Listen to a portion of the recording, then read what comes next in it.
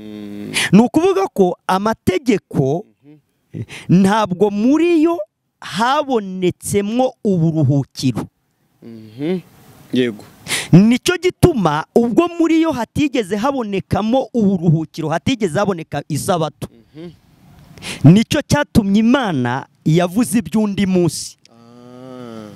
Imana yavuze iby'ikiruhuko noneho. Noneho Imana yavuze iby'ikiruhuko. Ariko se tukiri aho. Yego. Ubundi umuntu yaruhuka agikora? Ntabwo bishoboka. Habagaho isabato y'umwaka. Yego. Uko imyaka 7 ishize. Aha ni mu gutegeka kwa kabiri. Gutegeka kwa kabiri. Mu gice cya 15. Yego. Uko imyaka 7 ishize ujye ugira ibyo uhara. Ubu ari bwo buba uburyo bw'uko guhara. Yego. Umwishyuza wese aharire mugenzi we icyo yamuhariye. Yego. Ntazakishyuze mugenzi we Nibyo. na mwene wabo. Kuko guhara kwategetswe n'Uwiteka kwaranzwe. Yego. Wemererwa kwishyuza umunyamahanga ariko icyawe cyose gifitwe na mwene wanyu. Yego. Uzakimuharire. Aha ni ku mwaka wa kangahe? Wa karindwi. Wa karindwi. Umwaka wa karindwi nawo burya wari umwaka w'ikiruhuko. Ukaba n'umwaka ariko wo guharira. Guharira abantu babereyemo abandi imyenda.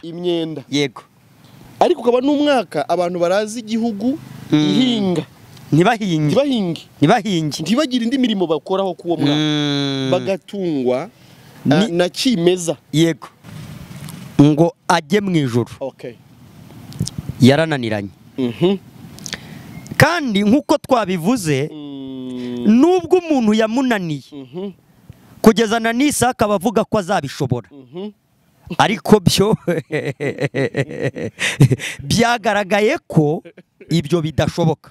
None natwe dufite iyo nkubye n'agakiza twahawe na Yesu.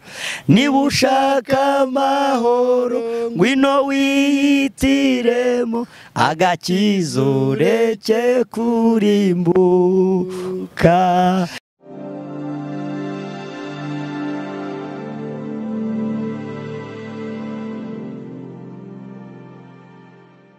Turabasuhuje abakunzi b'ibiganiro byacu, amwe mukurikira ubutumwa bwiza dutanga kuri channel yacu Juruntirikorerwa TV, kimwe n'abadukurikira kuri TikTok, Facebook page, kimwe na Instagram, nazo nuko zitwa Juruntirikorerwa TV. Turabasuhuje ariko turanabashimira cyane kubera ko mukomeza kugaragaza ko mudushyigikiye, ko mubana natwe, ndetse ko mwishimira ibiganiro dushyiraho. Uretse ko tuba twifuza no kumva nanone n'abafite ukundi babyumva, ntabwo nanone twabura kwakira ibitekerezo niyo byaba ari ibivuguruza ibyo tuvuga. Nabyo ni byiza, bidufasha kurushaho gukomeza kuganira namwe tubasobanurira, cyane ko tuba tuzi ko kwizera bizanwa no kumva. Yego. Iyo usobanuza rero buryo uranamenya. Turabashimiye rero kandi tubahaye ikaze nanone mu kiganiro cy'uno munsi. Niba utari mushya mu biganiro byacu, turibwira ko wamaze kutumenya kare, ariko niba uri mushya turakwibwira kugira ngo tubane mu kiganiro twamenyanye. Ngiye uvuga ni Emile&Mugisha, nkaba ndi umuvugabutumwa bwiza bw'ubuntu bw'Imana, ariko nkaba ndari njyenyine nk'uko mubibona, ndi kumwe na mwene data dusanzwe dukorana ibiganiro. Nawe ndagira ngo abibwire ku batamuzi, anabasuhuze ku bamuzi nanone. Yego. Ariko kandi twinjire mu kiganiro nyine twese twamenyanye. Karibu mwene data. Murakoze cyane. Nanjye ndabasuhuje mu izina ry'umwami wacu Yesu Kristo. Abasanzwe badukurikirana ku rubuga Juruntirikorerwa TV, ariko ndasuhuza n'abandi nabo kandi nyine bazakurikirana ikiganiro. Ndabasuhuje. Amazina nasanzwe ni Musabyimana Yozefu Mugisha, nararuhutse nibyo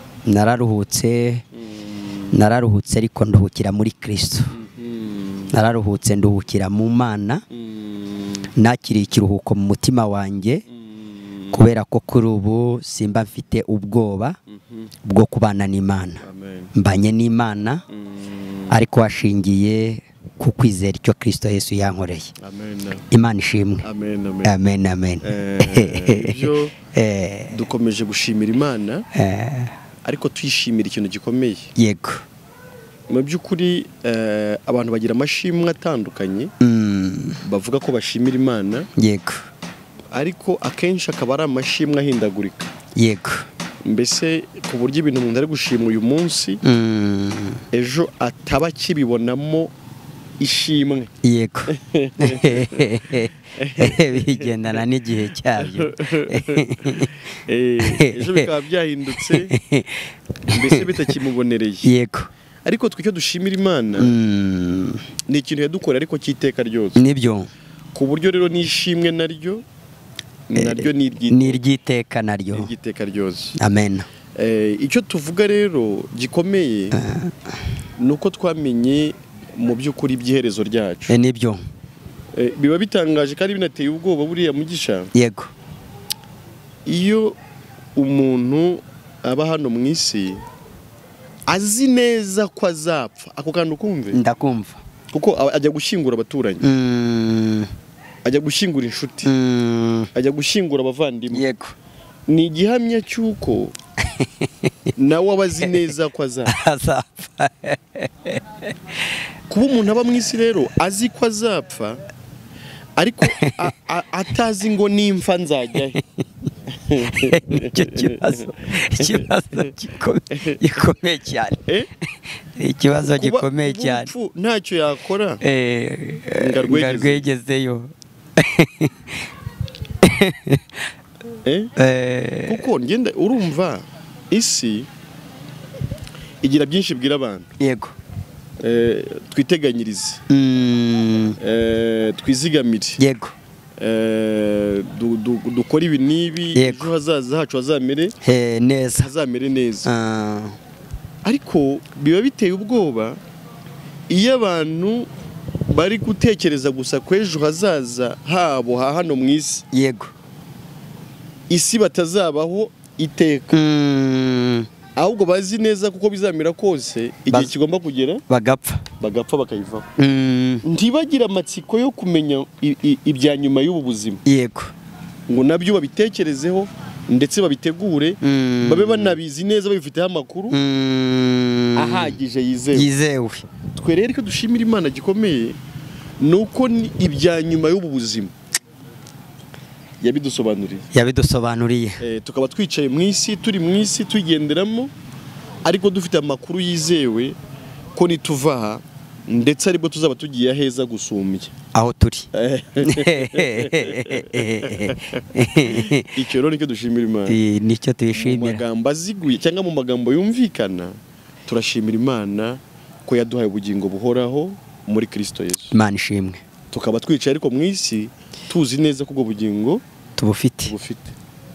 Amen. Ariko ari nayo cyo kituraje inshinga cyane. No gusobanurira abantu badukurikira uburyo umuntu yaba mu isi yicaranye ubugingo buhoraho. Abizi neza ko abufite. Azi ko hano nubwo yababarizwa kuko isi ibabaza buri wese. Yego. Azi neza ko n'ubundi hano atari iwabo. Yego. Azi neza ko iwabo ari mu ijuru. Nibyo. Nicyo turaje inshinga. Ariko icyo ni nacyo cyatuma umutima w'umuntu burya uruhuka ugatekana. Yego. Sibyo se? Nibyo. Nta kindi cyahereza umutima w'umuntu kuruhuka, nta kindi, no gutekana no kugubwa neza. Nuko umuntu aba azi neza ngo ibyanjye by'iteka ryose. Uri kubyumva Mugi? Ndi kubyumva. Ibyanjye by'iteka ryose ndabifite. Birizewe. Mfite ubugingo mfite ubuzima butaramarenza munsi. Nibyo. Ahubwo mfite ubuzima bw'iteka ryose. Nzabaho hano neza kubera ko mbeshejweho n'Imana. Yego. ariko ninava mw'ubu buzima hari ahandi yanteguriye kuba harushije hano kuba heza. Amen. Nicyo gituma rero mu by'ukuri dushimira Imana, turayishimira, niryo shingiro ry'ishimwe dufite. Umutima ni muzima, umutima uraririmba ko twabohowe rwose.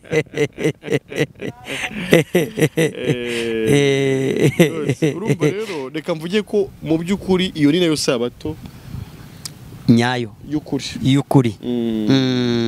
Niyo sabato y'ukuri, dore ko nyine arega abantu bagira ishyaka ryo gusoma ibyanditswe, bagira n'ishyaka ryo gusobanura ibyanditswe, yego, bagira ishyaka ryo kubisobanurira abandi, kubibigisha ndetse no kubibatoza, yego, ndetse no kubigenderamo, yego, ariko badasobanukiwe icyo mu by'ukuri ibyo byanditswe ubundi bivuze ubuzima bw'ibyo bintu nubuhi, sibyo?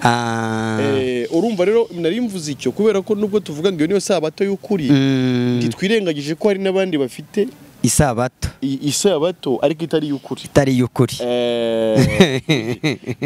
Ayo masabato yombi atandukaniye ku bantu badukurikira, ko twasobanuye byinshi.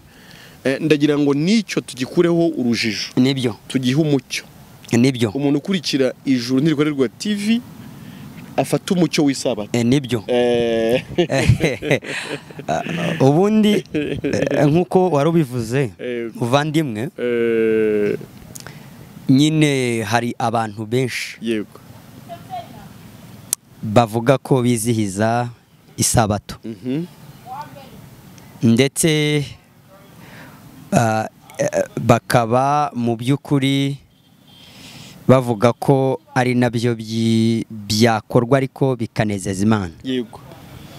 Mbese utubahirije uwo munsi w'isabato, mu by'ukuri Imana ikaba itakureba neza.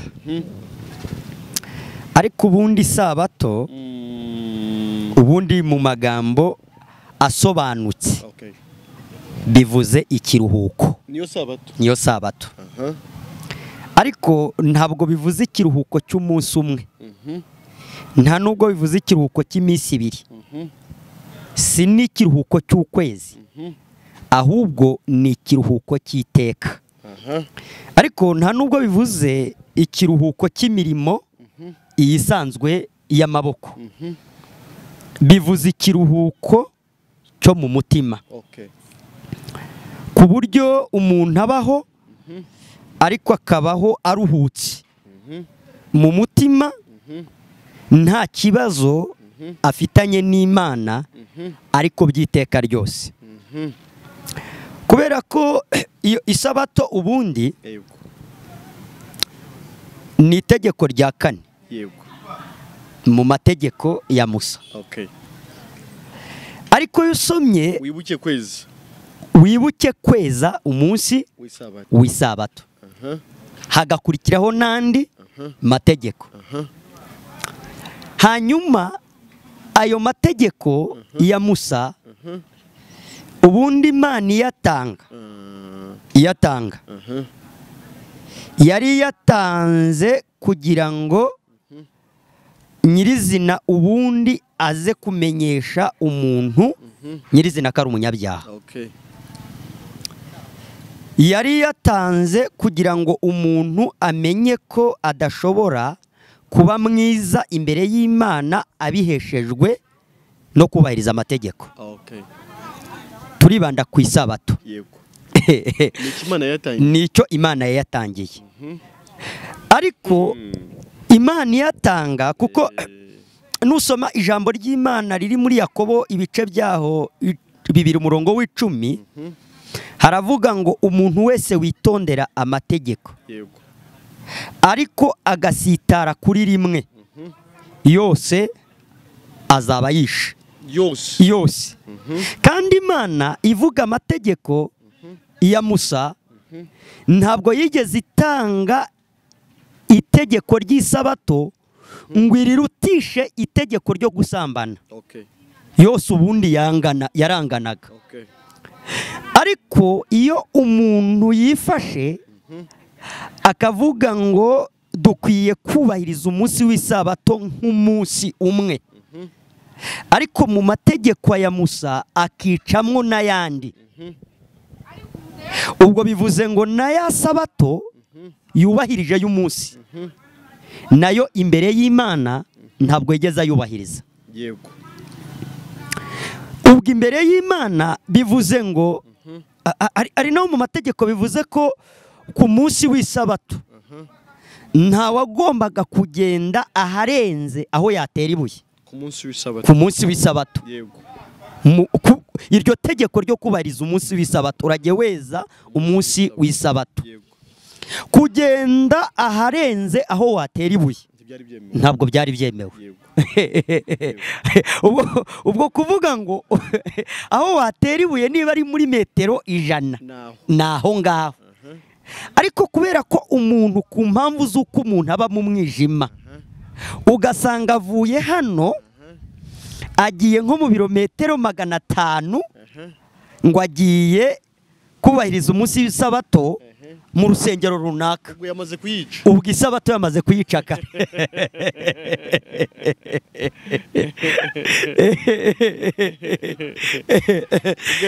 Ubwo yamaze kuyica.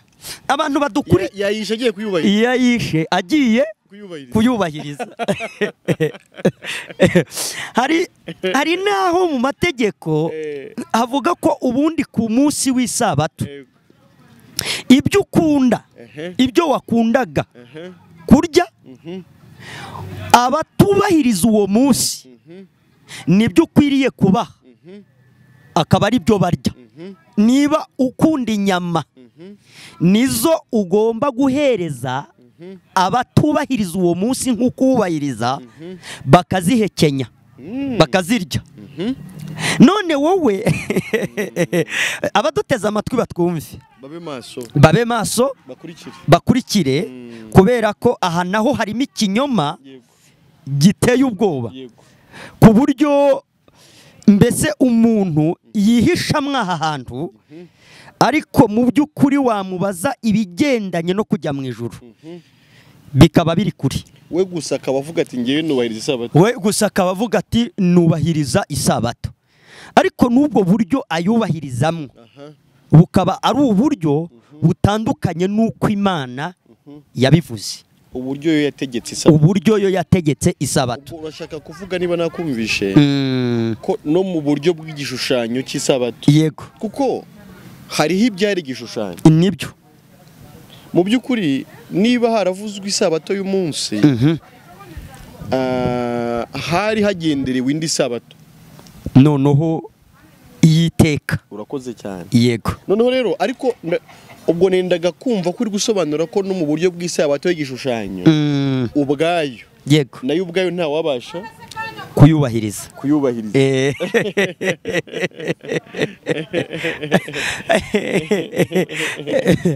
Kandi nibyo kugira ngo dukomeze. Yego. Reka dusome ijambo ry'Imana hano riri mu rwandiko rw'Abaheburayo, Yego. Ibice 4. Yego. Duhere ku murongo w'8. Okay. Wasoma. Haravuga ngo iyo Yosuwa baruhura, Imana ntiyajyaga kuvuga hanyuma iby'undi munsi. Nuko rero kubw'ibyo haracyariho uburuhukiro bw'isabato bukwiriye abantu b'Imana. Yego. Kuko uwinjiye mu buruhukiro bwayo niwe uba uruhutse imirimo ye, nk'uko Imana yaruhutse iyayo. Amen.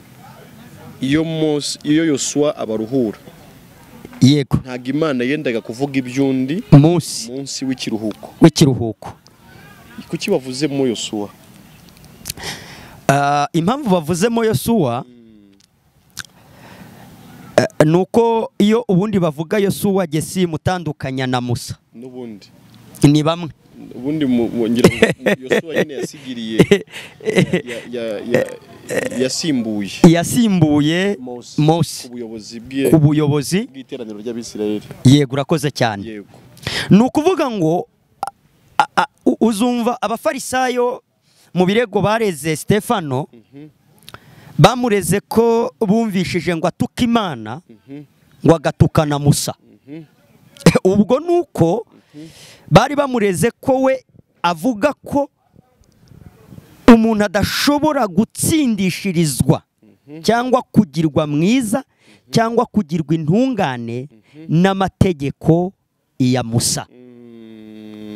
Ni ukuvuga ko amategeko ntabwo muri yo habonetsemwo uburuhukiro. Yego. Nicyo gituma ubwo muri yo hatigeze habonekamo uburuhukiro, hatigeze haboneka Isabato. Nicyo cyatumye Imana yavuze iby'undi munsi. Imana yavuze iby'ikiruhuko noneho. Noneho Imana yavuze iby'ikiruhuko. Ariko se tukiri aho. Yego. Ubundi umuntu yaruhuka agikora? Ntabwo bishoboka. Ntabwo bishoboka. Kuko uwinjiye mu bwo buruhukiro. Yego. Abaruhutse imirimo ye yose. Nk'uko Imana yaruhutse imirimo yayo ubwo n'igihe rimaze kurema. Yego. Kuko n'ubundi tugarutse mu itangira ry'ibintu byose tubona ko Imana yaruhutse ku munsi wa nyuma. Yego. Wa karindwi. Yego. Sibyo? Iminsi ya mbere yaremye ibintu bitandukanye, hanyuma ku munsi wa gatandatu irema umuntu. Yego. Ku munsi wa karindwi iraruhuka. Bivuze ngo Imana yashakaga kuruhukana nabo yaremye n'uwo muntu iremye. Sibyo? Ariko kuruhuka ni uko umuntu aje n'ibyagomba kuremwa bindi byose byamaze kuremwa akinjirana n'Imana mu kiruhuko. Yego. Ubwo suko? Nuko. Okay. None se mu mategeko bari mu kazi? Mu mategeko ni mu kazi. Ni mu kazi. Ubundi amategeko nyine yaruhura umuntu ate? Kandi amategeko akwereka ibyo ugomba gukora.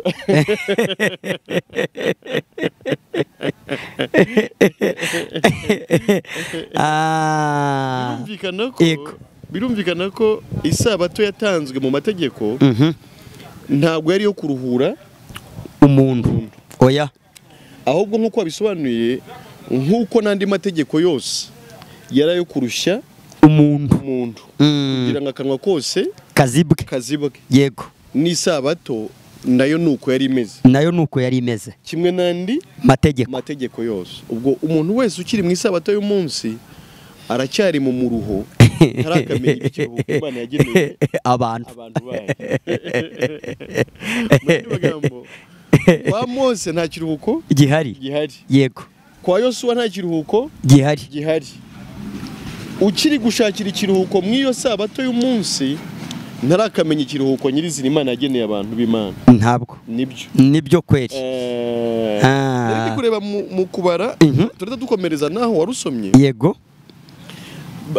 Nari ndi kureba uburyo Isabato yari imeze, iyi nyine y'umunsi.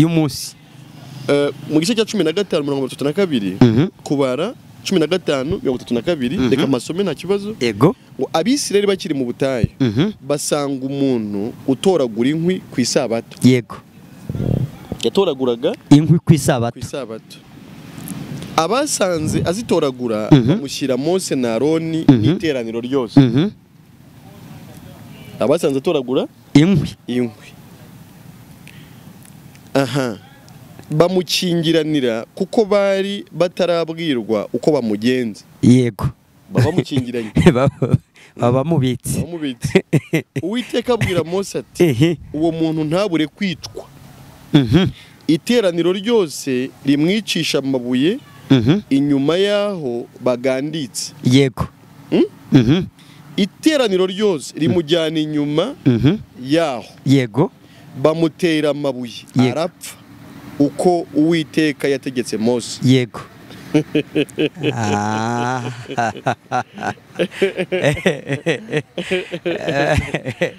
Urimo kubyumva? Iryo cyo cyaha cyo nticyatangirwaga impongano. Noneho dore kirya kinsetse. Kuri uyu munsi urumva ubwo Isabato yari imeze. Yego. ubundi reka nkubwire ikintu kirimo ahangaha gikomeye. Uzi kubera Isabato? Kubera Isabato y'umunsi sheria itegeko nyine ry'Isabato kuryubahiriza si wowe kuruhuka umunsi gusa, oya, ahubwo ni nawe kwica undi muntu utubahirije Isabato.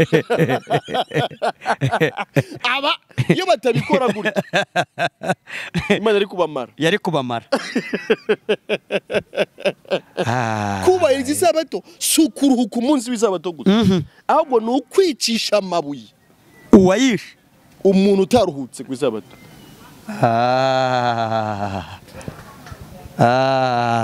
Ndagira ngo njye mbikomeze noneho.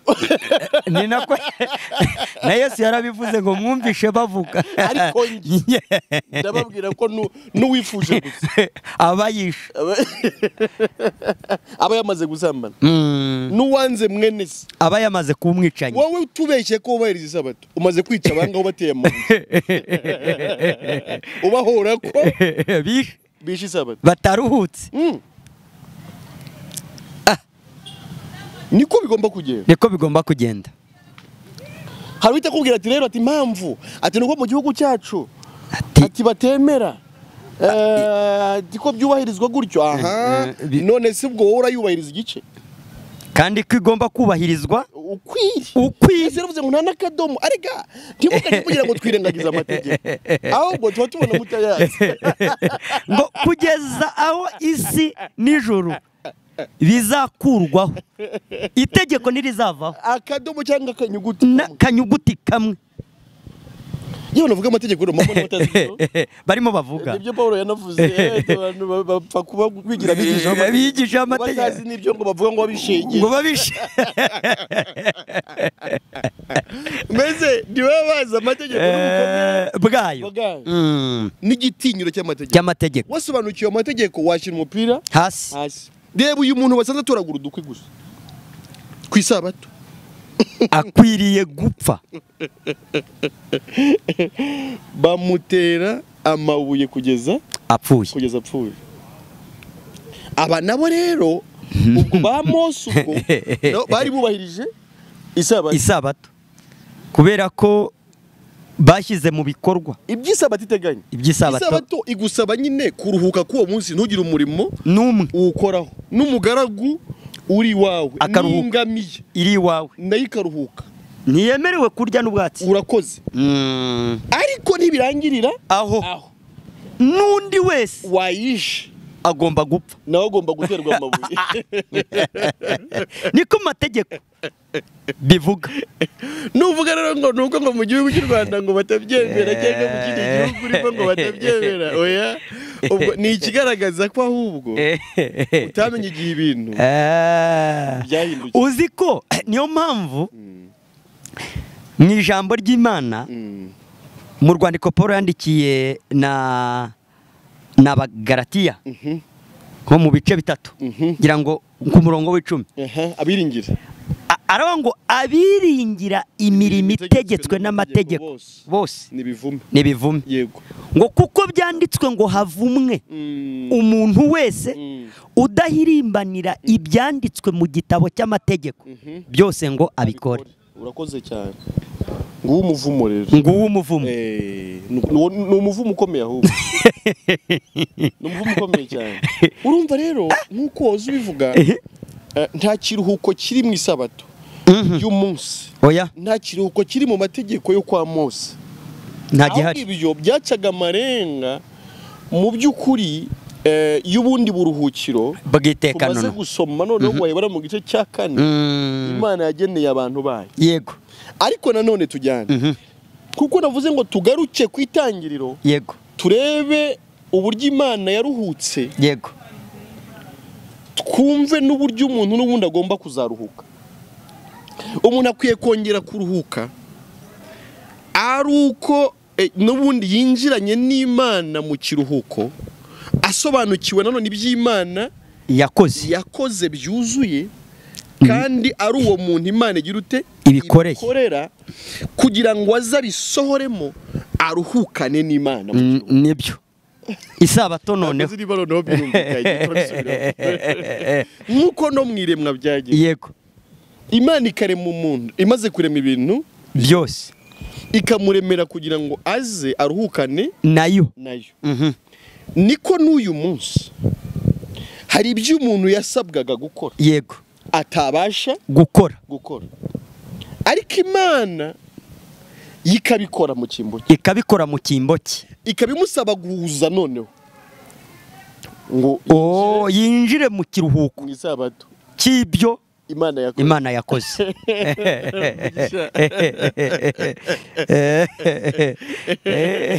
Ariko hari akandi kantu nshaka kuvuga. Yego.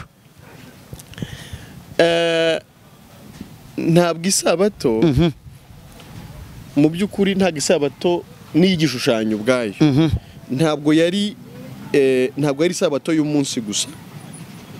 Burya ntabwo ari yo yonyine. Oya. Wapi? Habaga Isabato irenze iy'umunsi. Nibyo. Habagaho Isabato y'umwaka. Yego. Uko imyaka 7 ishize. Aha ni mu gutegeka kwa kabiri. Gutegeka kwa kabiri. Mu gice cya 15. Yego. Uko imyaka 7 ishize ujye ugira ibyo uhara. Ubu ari bwo buba uburyo bw'uko guhara. Yego. Umwishyuza wese aharire mugenzi we icyo yamuhariye. Yego. Ntazakishyuze mugenzi we. Nibyo. Na mwene wabo. Kuko guhara kwategetswe n'Uwiteka kwaranzwe. Yego. Wemererwa kwishyuza umunyamahanga, ariko icyawe cyose gifitwe na mwene wanyu. Yego. Uzakimuharire. Aha ni ku mwaka wa kangahe? Wa karindwi. Umwaka wa karindwi nawo burya wari umwaka w'ikiruhuko. Ukaba n'umwaka ariko wo guharira. Guharira abantu babereyemo abandi imyenda. Yego. Ariko ukaba n'umwaka abantu barazi igihugu ihinga. Ntibahinge. Ntibagire indi mirimo bakoraho kuwo mwaka. Bagatungwa na kimeza. Yego. Kimeza mugi. Kimeza. Ni byimejeje. Bagatungwa na kimeza. Uwo mwaka rero wabagamo no guhara nibyo navugaga. Nawo buryo wari umwaka w'Isabato. Yego. Ntiyabagaho umunsi kuko wavuze ngo uko imyaka 7 igize ute ishize. Uzanwa. Kuko ntiwaruhuka utanarushye. Ugomba kuruha. Ndagira ngo abantu banze bumva umuruho noneho bazi bayanumva ikiruhuko. Nibyo. Ndagira ngo umuntu ahangaha usezera ku kazi ku mwaka wa karindwi agatungwa na kimeza. Natwandikire kuri banki agasezera. Natwandikire niba hari. Niba nawe abantu bareke kumbwira ko ubahiriza Isabato. Niba ntawe abantu bareke kutubeshya ko ubahiriza Isabato. Ntiwumva? Aho rogenda kuvuga gusa umuruho. Nendaga kuvuga Isabato y'igishushanyo. Yashushanyaga Isabato yindi. Ariko hagomba kubanza kumvikana umuruho nyirizina. Reka tubasome mu barewe. Igice ni 25. Yego. Umurongo wera kwa mbere. Uwiteka abwira Mose ku musozi wa Sinayi ati bwira Abisirayeli uti nimumara kugera mu gihugu nzabaha. Icyo gihugu kizajye kiziririza Uwiteka Isabato. Icyo gihugu kizajye. Ese ubwo mugi ndakumva. Isabato yahawe umuntu. Oya. Cyangwa yahawe igihugu. Yahawe igihugu.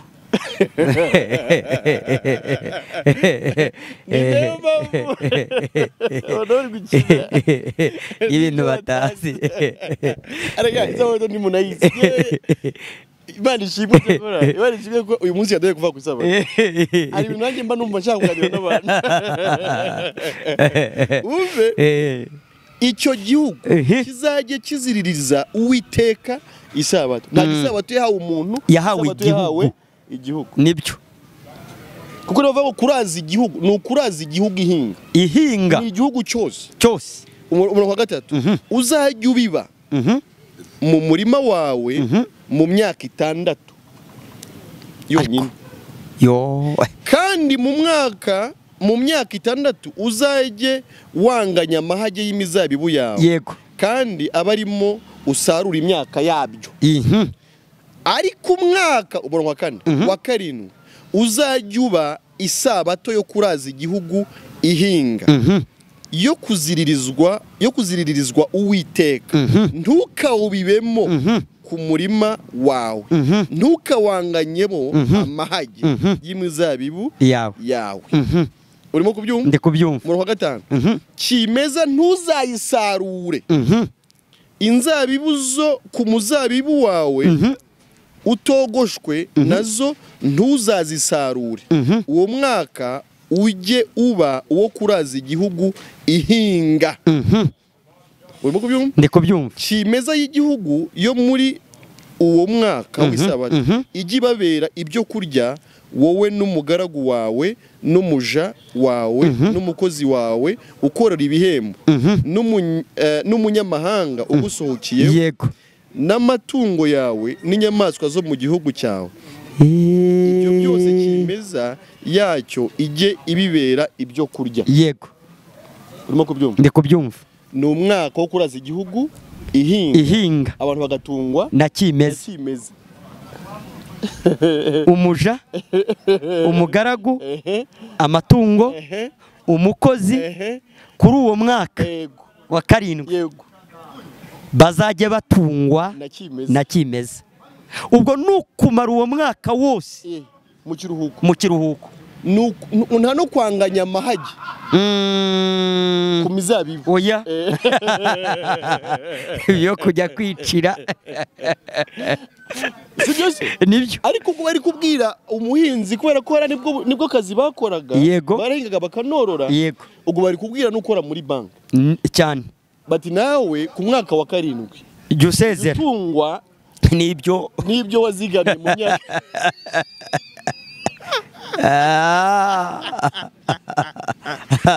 ariya bavuze ariya twahereye niyo babona banjye ko nabo kwahera ukutegeka wa 2 mu gice cya 15 yego mirongo ibanza bavuze ko ugomba no guhara imyenda banki zishingiye ku madini kubahiriza amategeko y'Imana namwe kuri uwo mwaka sonera abantu imyenda babafitiye ibazogere kwishuzwa banki ziriye zubahiriza amategeko y'Imana ngo tugiye gufata ya madini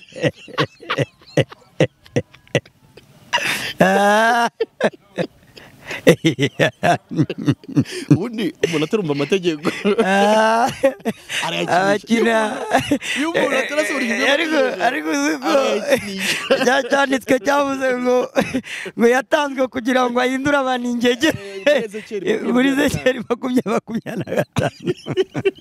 kugira ngo ahindure abantu ingege icyo amategeko amazuru nicyo ni ugukubita umuntu ku munwa agaceceka uravuga ibiki yo kubeshya aho ngaho twihuse rero isabato ntawe yishoboye nta n'uwayishobora nyine igeze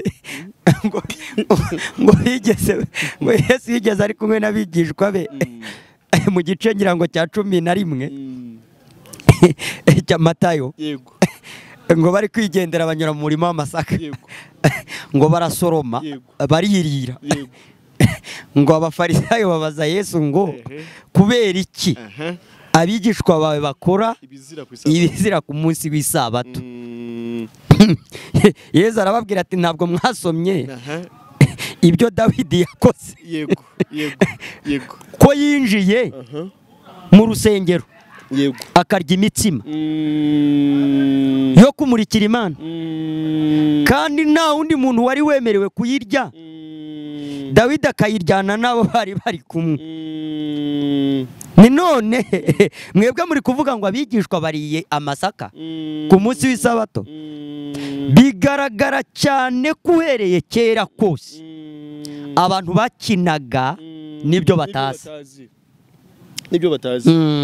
ese ubundi ku munsi w'isabato abatambyi ntibatemaga ibitambo barabitemaga kuko bari mu rusengero. Kuko bari mu rusengero. Bari cyo cyashaka kubabwira. Yego. Yaje kwita abangaba bari mu rusengero.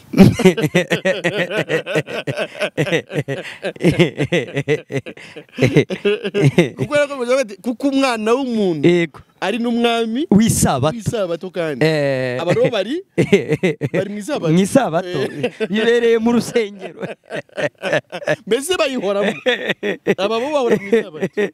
Abo ntibajye biziza isabato bayibamo, ahubwo baba mu isabato iteka. Sibyo se, ariko muri icyo gice wari uvuze cya Matayo ni naho habamo ya magambo Yesu yavuze mu gice cya 11 nyine. Yego. Ku murongo wa 28 ngo mwese abarushye n'abaremerewe muze munsange mbaruhure. Niho ari ku murongo wa 28. Yego. Noneho ese Yesu ni bande yahamagaraga? Ku murongo wa 28 mwese abarushye n'abaremerewe nimuze munsange ndabaruhura.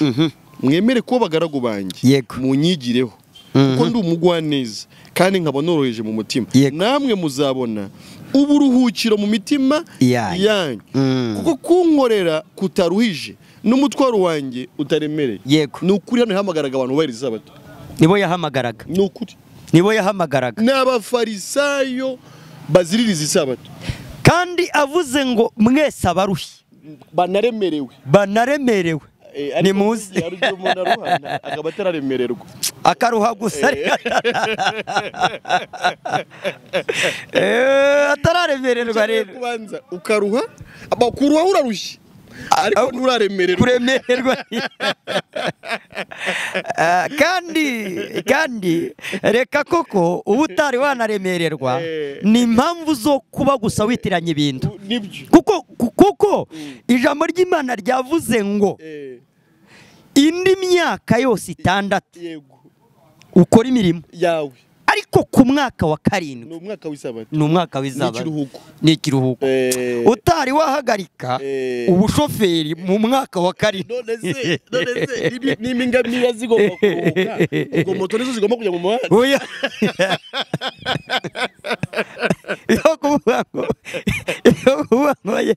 Iyo bagiye gutwara moto ingamiya zaruhutse birimo mu mwaka. Niba kwatanye narayifatanye ntabwo ndarangiza kuyishyura kandi umwaka w'isabato. Iyo kuvuga ngo bosi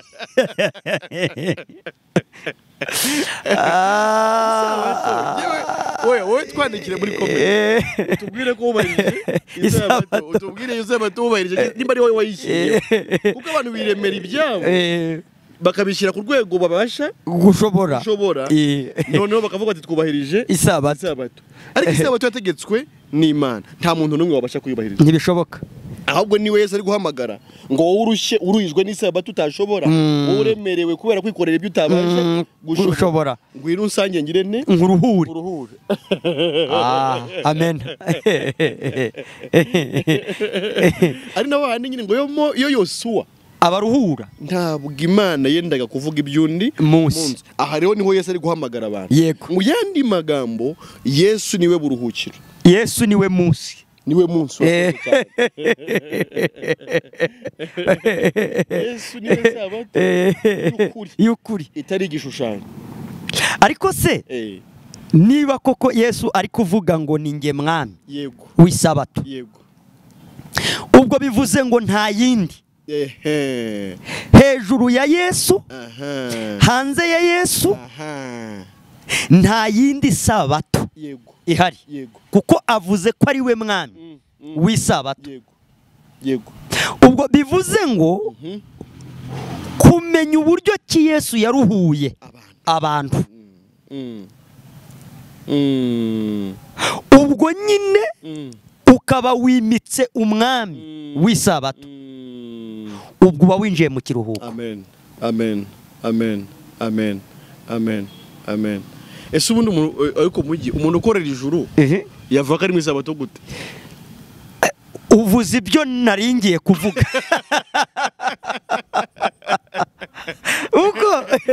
Ariko uretse ujye banga imirimo ya nyuma n'izahesha ya mbere agaciro bivuze ngo iki nta gihe cyo kuruhuka gihari ku muntu uri gukorera ijuru baramubwira ngo witonde kuko ibya nyuma hari byo kandi azaza nk'umujura mu gihe abantu bahunikiye basinziriye nk'uko umujura aza nijoro igihe badatekereza umuntu ukorera ijuru ajya aruhuka kurikorera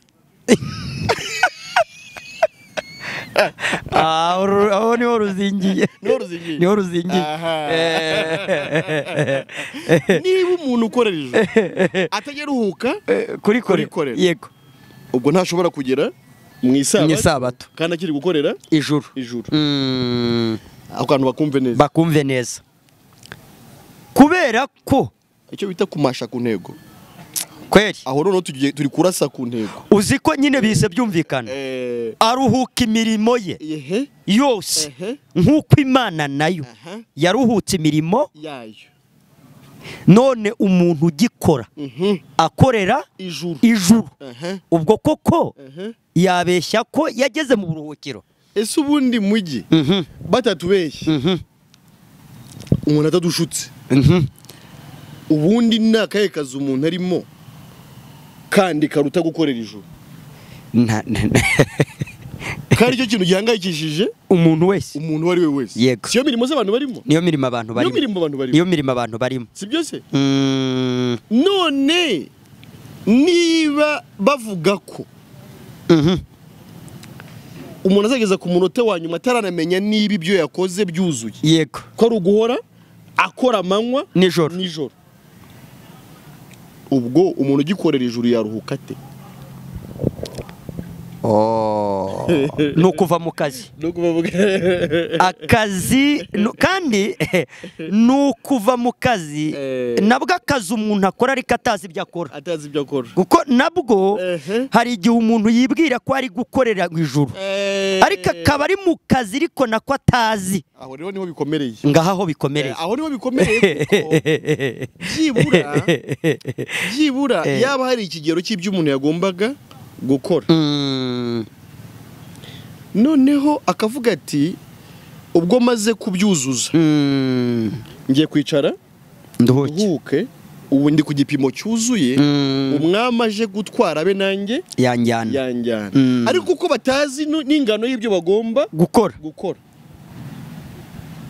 umuntu wese ahora akora ntiwamubaza ngo umaje kugeza kuri kangahe ese usigaje kangahe kugira ngo ube wujuje ibyo usabwa kugira ngo uzajye mu ijuru ngaho akazi gakomereye naho gakomereye ngaho naho kadashobokera ngaho umuntu w'umusaza usaziye mu idini akora uramubaza ati wowe wararibonye agahaka n'Imana bizwi n'Imana ngo Imana niri ukiri muto ukamubaza ati wowe aho wakoreye wumva uryizeye ati Imana niyo ibizi bivuze n'akazi ntigari kagira ute kararagira kugeza no ku gihe umuntu abaza akabaza ngo mbese izina ryanjye ryanditse mu gitabo cy'ubugingo ngo Mana bimishurire ariko se mugi umuntu apfuye akora ku munota wa nyuma oya yamaze no gupfa abona kuvuga ngo ajya gupfa ngo hari umuntu ngo yaturiye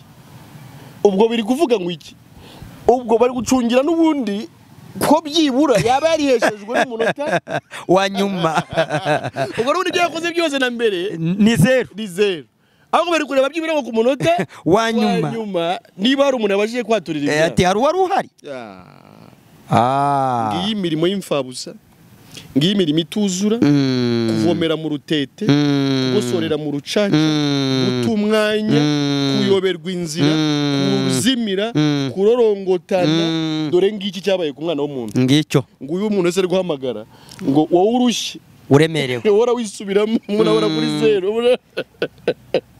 asubira aho yahereye umuntu ahora kuri zero none mwegera avuga ngo ndujuje ijuru naribona noneho uwo muntu rero niwe yese ari guhamagara ngo nuzanye ngire ne nguruhure ariko mu gihe serura abantu gute ariko kandi koko binumvikane yego kubera ko ikiruhuko Imana ivuga ni ikiruhuko cyo mu mutima urakoze cyane hano se nibyo bivuze namwe muzabona uburuhukiro mu mitima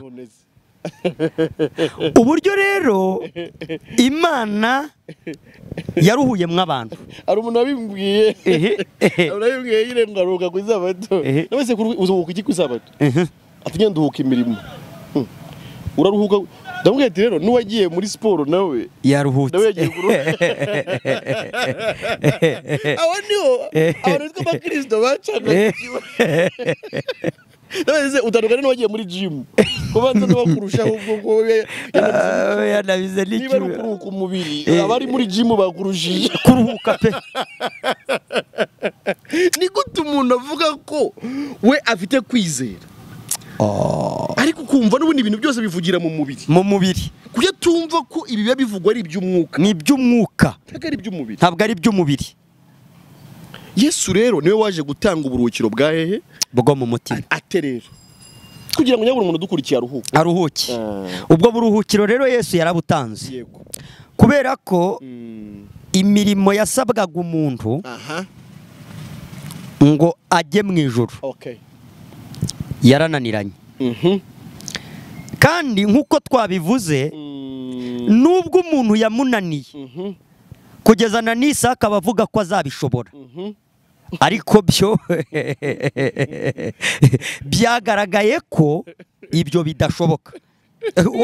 Wowe duteze amatwi ube maso. Ntabwo ntihariho kuba byarakunaniye ngo noneho uzabishobora. Ni ukuvuga ngo yo wishe kimwe n'ibindi uba wabyishe byose. Nta gukosora. Oya. Hakenewe gukiranuka kutazi icyaha n'iki na kimwe. Kutabamwo agato, kutabamwo na kanini. Hakenewe gukiranuka ku mategeko 100%. Ntabyo kuvuga ngo nari nibeshye. Oya. Bese hakenewe gukiranuka ku buryo n'ibyo byo kwifuza. Uziko numvishije iyo umuntu ari umuntu kubera ukuntu umuntu aba mu mwijima ajya natura ngo Imana imubarire kwifuza. Kandi mu mategeko biravuze ngo ntukifuze inka ya mugenzi wawe. Ubwo ibyo binavuze ko no kunyura ku nzu ukayifuza ntibyemewe. Mu mategeko bisaba kubahiriza yose. Kwifuza kutarimwo, kudatukana bitarimwo, kudasambana bitarimwo, kutifuza umugore wa mugenzi wawe bitarimo, kutanga mugenzi wawe bitarimwo, mbese ku buryo bicekingwa neza. Waba wabyishe se ugasaba imbabazi? Kubyica bingana no gupfa. Nyine uriya muntu wafashe atora ingwi ku Isabato yarapfuye. Nicyo bategeka. Ari kuvuga ngo nari nibeshye mu mbabarire. Iyo kuvuga ngo mbabarire mu mategeko yavuye. Ikinyoma gikomeye. Gitani yapakiriye abantu umuba w'ikinyoma. Yaragipa. None se ko mu mategeko wa mugore wafashwa asambana no mu mategeko byari byanditse ko uwafashwa asambana agomba guterwa amabuye. Ariko tutirengagije uko Yesu yavuze ko n'urebye umugore akamwifuza nawe ubwo akwiriye guterwa amabuye. Ntabwo mu mategeko harimo gusaba imbabazi. Oya. Abaduteze amatwi mube maso, mukomeze no gusaba Imana kugira ngo ibafungure imitima, amatwi y'imitima. Kubera ko twumvisha ibintu by'Imana tubyumvisha amatwi y'umubiri. Tubyumva nk'ibintu by'uburyo bwa mubiri. Hakenewe gukiranuka ku gato no ku kanini. Kandi kuvuvutse kugeza upfuye. Kuvuvutse kugeza upfuye. None rero ikibazo umuntu avuka yaramaze gukora icyaha. Ubwo amategeko umuntu akiri mu nda ya nyina. Avuka mu mategeko yaramaze kwandikirwa 0. Ahubwo we iyo avutse ni ukumubwira ati dore basi uko yanditse. Dore nawe yayakubita amaso ati dore impamvu ni ukugira ngo akanwa kazibwe. No kugira kandi ngo abari mu isi bose batsindwe n'urubanza imbere y'Imana. Nibyo. Kuko yavuze ko imbere yayo ari nta muntu watsindishirizwa n'imirimo itegetswe n'amategeko. bitumye nibuka ikindi. Yego muvandi. Uzi ko ngo amategeko ngo ntashyirirwaho abakiranutsi ngo ahubwo ashyirirwaho ibigande. Yego n'abakubita ba nyina. N'abakubita ba nyina.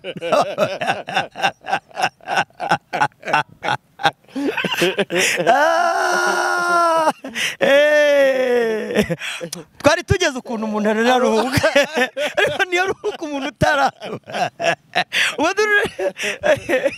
Wadurira kuvuga ko niba ukinibanda mu kugirwa mwiza n'imirimo itegetswe n'amategeko ubwabyo aho niba ugihari uri ikigande. Nibyo. Warananiranye. Warananiranye. Ariko si ikigande aho ngaho sinzi nimba ndabyumvikana. Tubwire abantu ikigande. Ikigande ni umuntu wananiye Imana. Umuntu wananiye.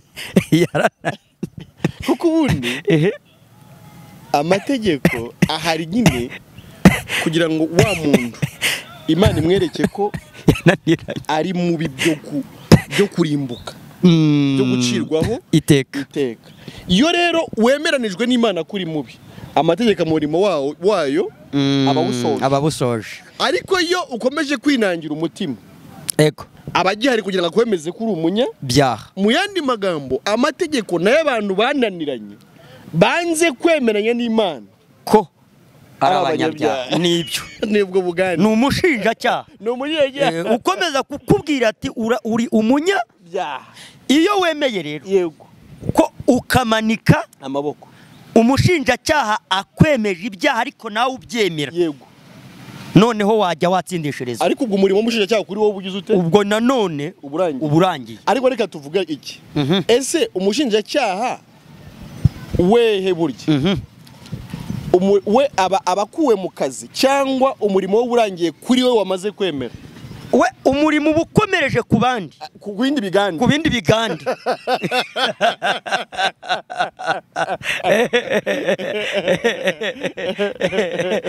Ni ukomereza.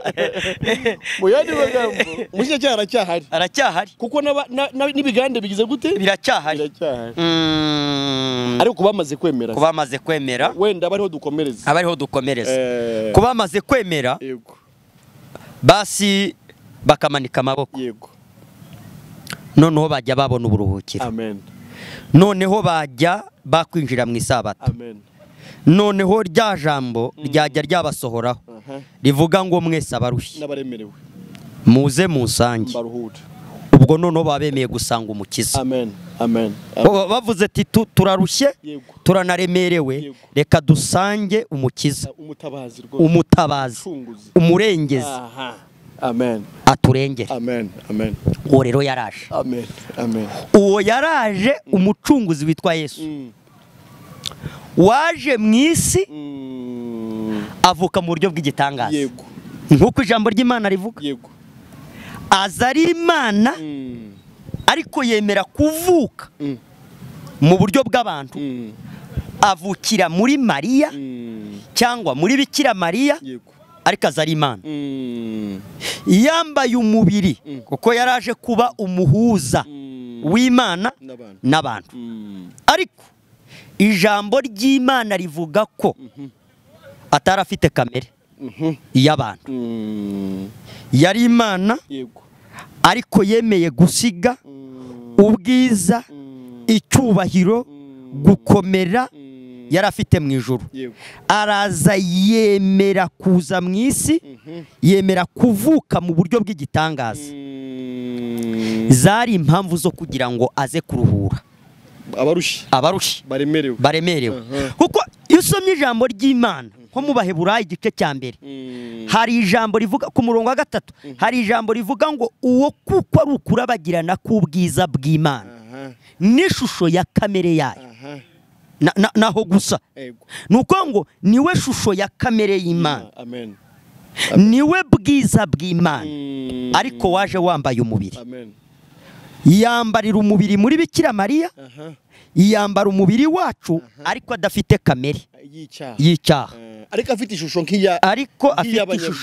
nk'iy'abanyabyaha, ariko muri we ari Imana. Amen. Nibwo yagombaga kubasha gutsinda no kubahiriza amategeko atishe n'iri na rimwe. Amen. Amen. Ariko akayubahiriza ayubahiririje mwene muntu. Ariko mwene muntu nawe wamaze kwemera ko arushye kandi aremerewe. Yayubahirije yose rero. Amen. Akiranuka ku gato, akiranuka no ku kanini. Kuko dukwiye kubwira abantu kwinjira mu buruhukiro bakaruhuka mu mitima, ariko bemeye uwaruhuye abantu n'uburyo yabaruhuyemo. Amen. N'uburyo yabaruhuyemo. Kubera ko nanone aha ntabwo twaharembwa, hari igihe umuntu abarushye bakanamubeshya akajya bati yewe uruhijwe n'amadeni. Oya, ni ukukubeshya. Ati hari Imana yishyuye amadeni. Ariko nabyemeraho gato. Amadeni, ideni umuntu afitiye Imana rirakomeye. Iryo deni nibyo. Iryo deni nyakuri. Niryo deni nyakuri. Kandi azaryishyura urupfu rw'iteka. Kurimbuka. Kujya muri rutazima. Mu nyanja yakumurana abantu ntibagakine. Uwo mwenda urakomeye. Ubona utera akaguru uyu munsi bigakunda, warambura akaboko gutya bigakunda. Wavuga ijwi rigasohoka, amaso akaba ari kureba n'umunwa ukaba uri kuvuga, ari ukagira ngo nuko ibintu bizakomeza. Oya, Imana urya kayo arishyura. Hariho umuriro utazima ku muntu ufitiye Imana umwenda. Urahari uwo mwenda. Ibihembo by'ibyaha ni urupfu. Imana rirahemba, ntiyambura. Ntabwo yambura. Ibihembo by'ibyaha ni urupfu. Imana irahemba, ntiyambura. Ntishobora kwirengagiza guhereza umuntu igihembo kigendanye n'umwenda. Ngo barayikoreye ngo izabahemba. Ariko ibihembo by'ibyaha ni urupfu. Imana ikabihemba, itambura.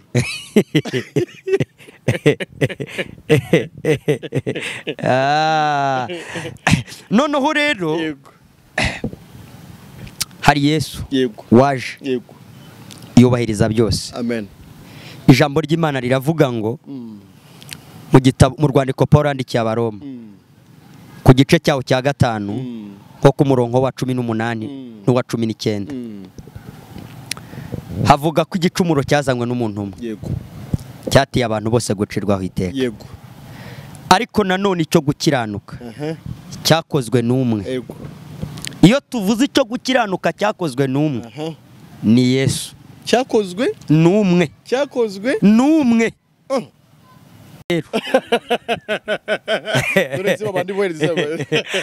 Zero. Ahubwo abo bantu bavuga ko bubahiriza Isabato ni ikimenyetso kigaragaza ko bakandagiye Isabato. Nibyo. Kubera ko ayo mategeko yari umushorera wo kutugeza ku Isabato nyirizina. Amen. Twari turi ku ijambo ngo ni nako icyo gukiranuka cyakozwe n'umuntu umwe. Abantu bibwira ko bafite gukiranuka bubahiriza Isabato bakabyita ko bakiranutse. Imana yavuze kuko gukiranuka kwabo ngo kumeze nk'ubushwambagara bufite ibizenga. Gukiranuka, igikorwa cyo gukiranuka cyakozwe n'umuntu umwe. Ubwo bivuze ko uwo muntu umwe ari we Yesu, ari we wakiranutse wenyine gusa. Wenyine. Ntabwo ubwo bishop akiranuka,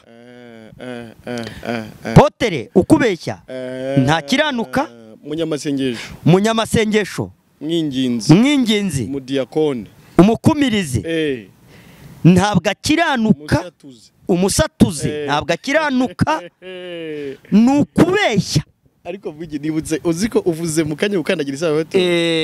Uzura mu ravuze atoragura inkwi. Dore ikintu kibabaje. Uziko za manu babahaga. Nukuri ntago Imana yabasabaga ibida. Ntago yakandiraga umuhogo aho utari. Oya. Yabaga yabahaye ku munsi ubanziriza Isabato. Bajyaga gutoragura manu. Ego.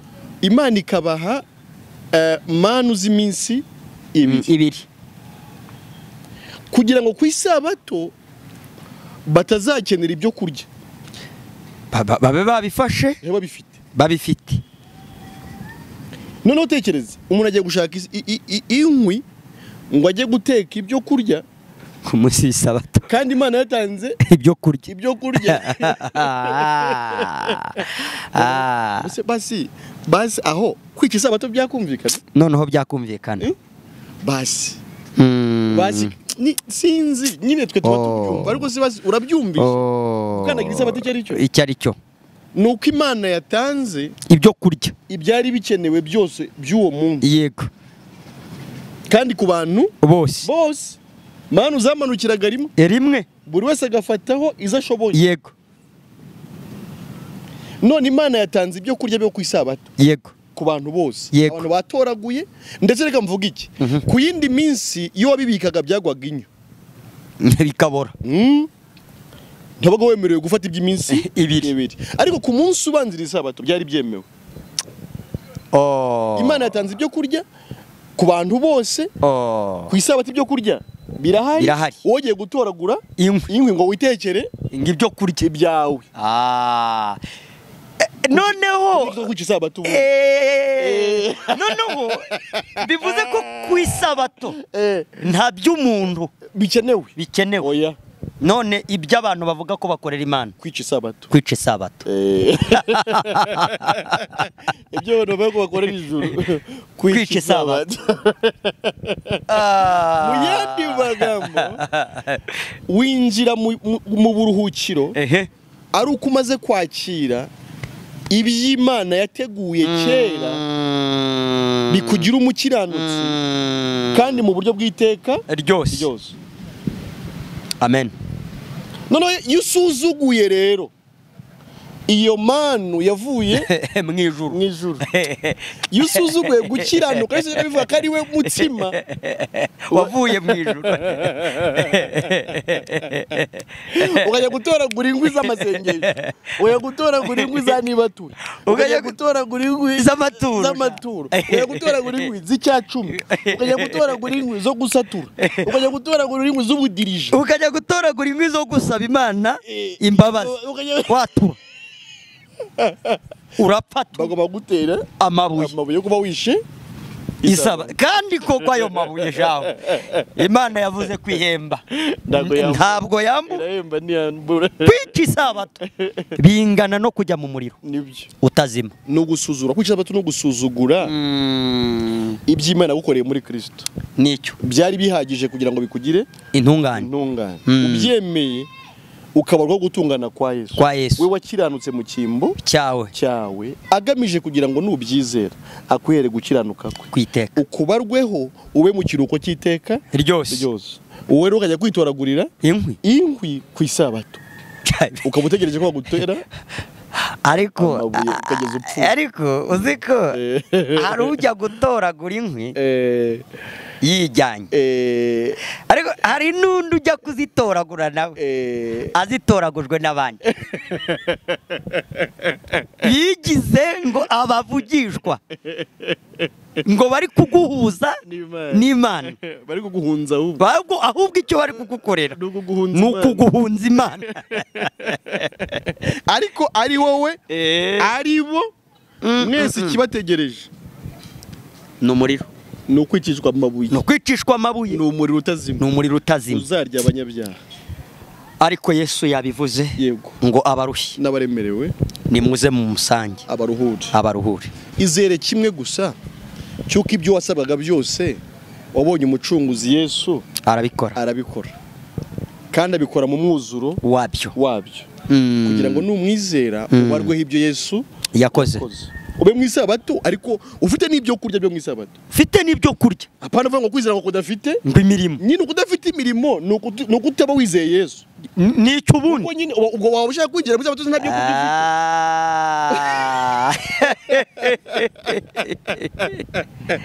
niwe ngo Isabato idafite manu ubwo nibise binumvikana kuri rya jambo abantu bakunda kuvuga batazi bakarisitaraho bavuga ngo kwizera kutagira niko bagoreka n'ibindi byanditswe byose ngo kwizera ngo kutagira ngo imirimo ngo kuba gupfuye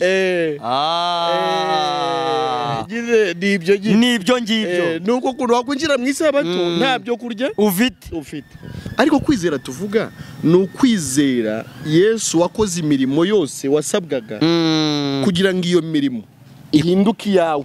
Amen. Imana yikubareho nk'ari wowe wayikoze nk'uko n'ibyaha byawe byagiye kuri Yesu bigahinduka ibye nk'ahari we wabikoze, nawe gukiranuka kwe guhinduka ukwawe nk'ahari we wakiranutse. Imana ishimwe. Ubane n'Imana amahoro, umutima uruhuke. None ujye wakwinjira mu Isabato. None wijambo rigusohoreho rivuga ngo nukorera abari muri Kristo ntateka bazacirwa. Amen. Vako none umuntu yageze muri Kristo muri ubwo buryo nyine turi kukubwira. None ho abageze mu buruhukiro bw'iteka. Amen.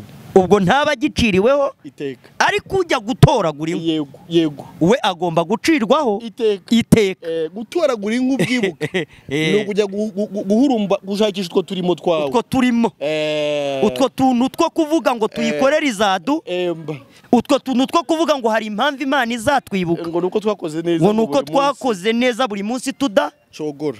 Ubwo n'ubukozi bw'ibi buri munsi udacogora ugakora ibibi ugakora banza byasobanutse nubwo nanone kwizera nyine biva ku Mana. Yego. Ariko nanone kwizera bizanwa no kumva. Twakwiringira Imana ko umuntu akuri iki kiganiro yego yaba yasobanukiwe Isabato yariyo y'ukuri, yaba yaratarana yinjiramo nawe akaba yamaze kuyinjiramo. Twandikira utubwire ko waruhukanye na Kristo ndetse ukaruhukana n'abinjiye mu bwo buruhukiro bose. Nibyo. Unatubwira umunezero ufite mu bwo buruhukiro. Yego. Wa muririmbyi uvuga ngo abicaye mu nkugi bafite mwamahoro ngo kugeza igihe bazasohoke. None natwe dufite iyo nkuge n'agakiza twahawe na Yesu. Niba ushaka amahoro ngwino wihitiremo agakiza ureke kurimbuka. Niba ushaka amahoro ngwino wihitiremo agakiza ureke kurimbuka. Abicaye mu nkuge bafite mwamahoro kugeza ubwo bazasohoka. Uziko abantu bagiye mu nkuge binjiranye n'ibyo bari bakeneye byose bizababeshaho. Ngiyi Isabato ikiruhuko. Amahoro y'Imana rero akomeze kuba ku bari mu kiruhuko bose none n'iteka ryose. Amen.